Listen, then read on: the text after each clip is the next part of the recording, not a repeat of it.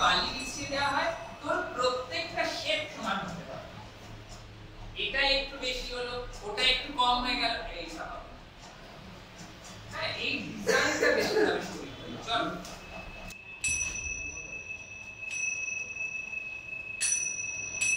Hill পেছনে hill proper,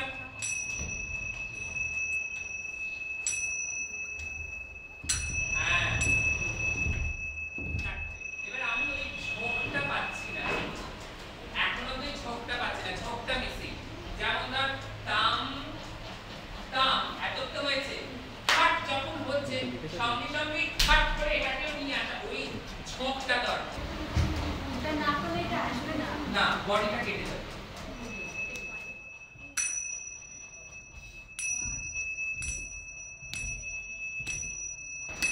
এক দুই তিন চার পাঁচ ছয় সাত আট, 1 2 3 4 5 6 7 8।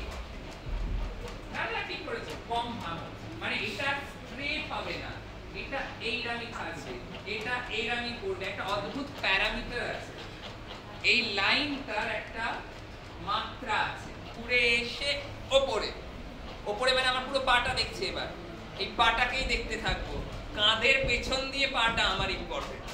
পাদ জঙ্ঘা কাট্যাস তথৈবচা সমানকরণে চেষ্টাচারী ইতি পরিকীর্তিতা।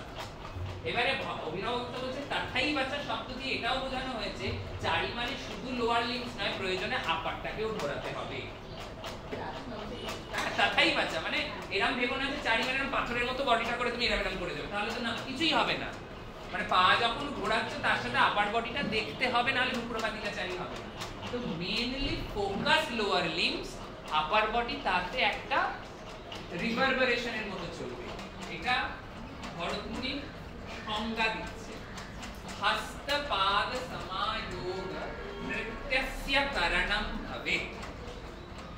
হাত আর পায়ে সমায়োগ, হাত আর পা যোগ তো আমরা এমন কোনো নাচ নেই যেটাই করি না, কোন নাচে হয় না হাত পা সমান, সবেতে হয়। আমার হাত যেদিকে পা সেদিকে তো যে কোনো নাচে আছে।